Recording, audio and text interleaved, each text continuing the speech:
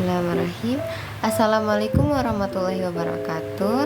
Salam sejahtera untuk kita semua. Pada pertemuan kali ini, di mata pelajaran ekonomi kelas 11, kita akan membahas mengenai kebijakan moneter dan kebijakan fiskal.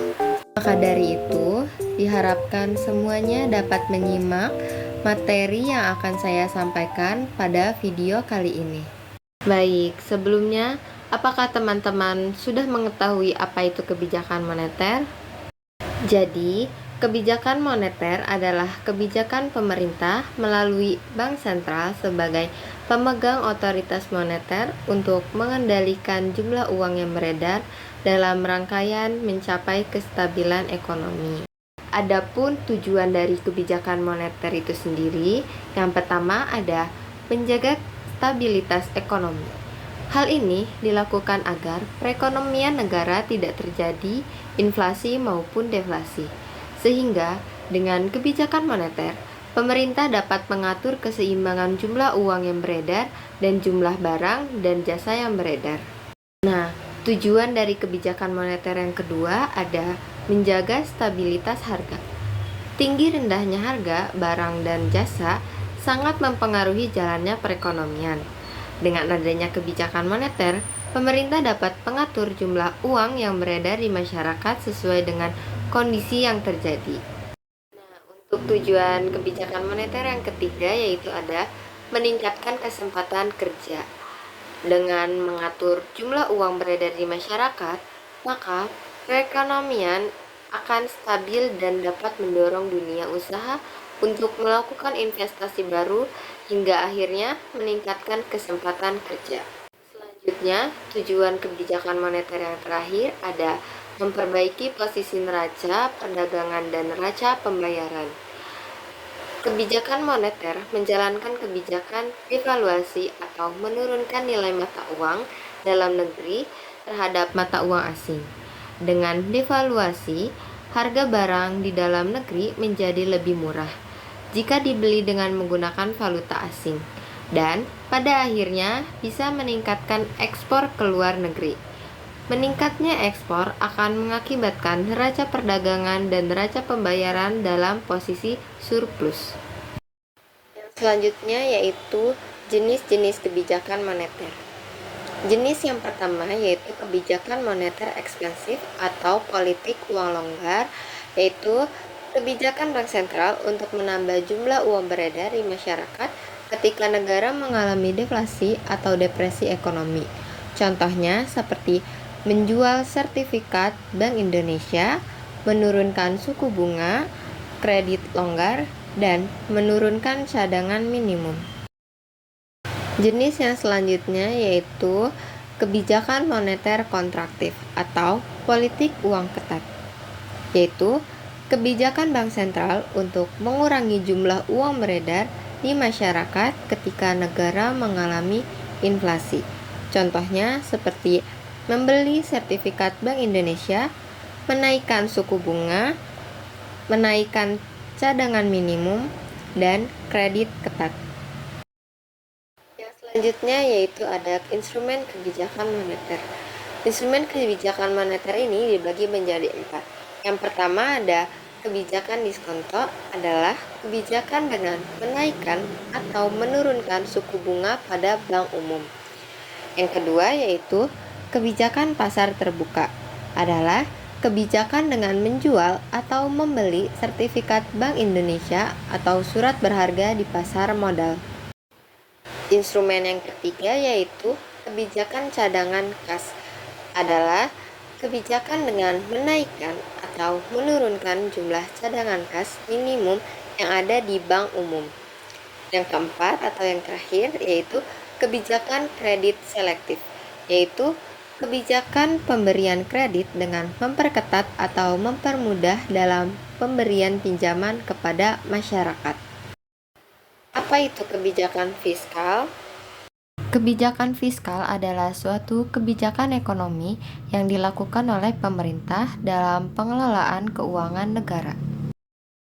Yang selanjutnya yaitu ada peran kebijakan fiskal.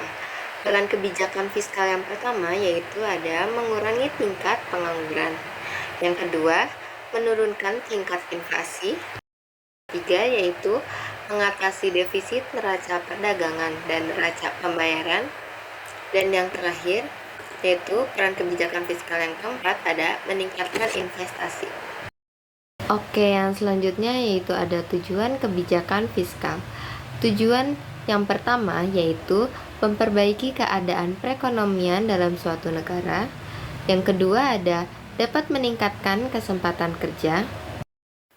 Yang ketiga yaitu menjaga kestabilan harga dan menjaga lajunya inflasi.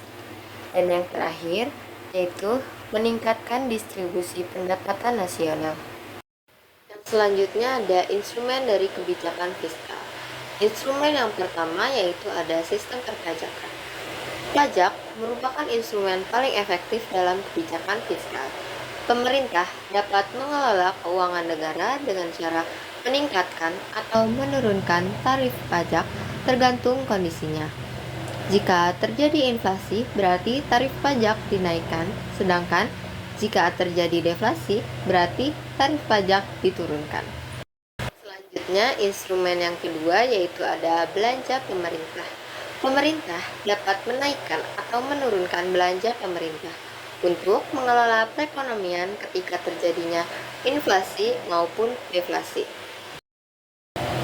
Instrumen yang terakhir dari kebijakan fiskal yaitu ada pinjaman pemerintah.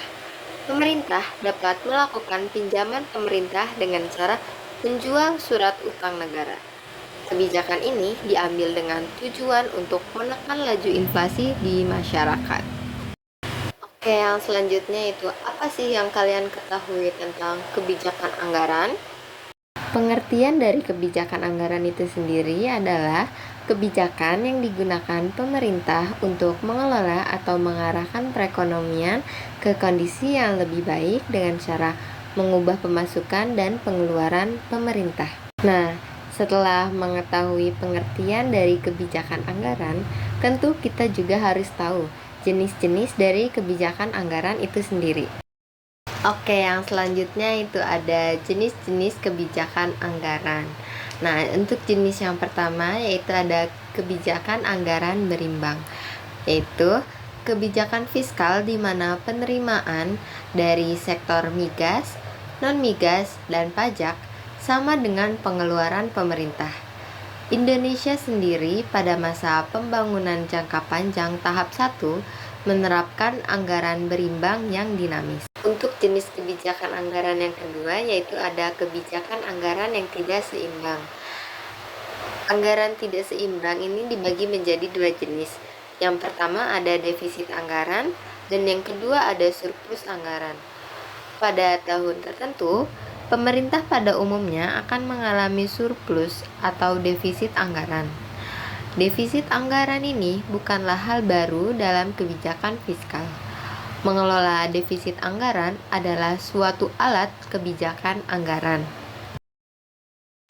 Jenis kebijakan anggaran yang ketiga yaitu ada kebijakan anggaran yang dinamis.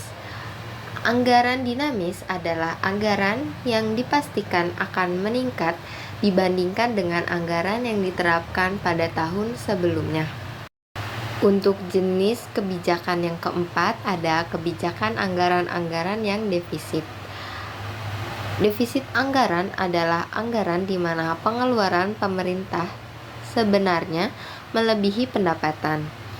Ini berarti bahwa pendapatan pemerintah biasa dan pendapatan pembangunan tidak cukup untuk membiayai semua pengeluaran dalam pemerintahan. Jenis-jenis kebijakan anggaran yang terakhir ada kebijakan surplus anggaran. Anggaran surplus adalah anggaran yang pendapatannya lebih besar dari total pengeluaran pemerintah. Kebijakan ini biasanya diterapkan pada saat kondisi ekonomi sedang mengalami inflasi, sehingga pemerintah harus melakukan penyesuaian ke atas terhadap harga berbagai barang dan jasa di pasar. Baik, materi pada pertemuan kali ini saya cukupkan dan jika teman-teman ada yang ingin bertanya atau masih ada yang dibingungkan, boleh sekali bertanya di kolom komentar di bawah. Kurang lebihnya mohon maaf. Wassalamualaikum warahmatullahi wabarakatuh.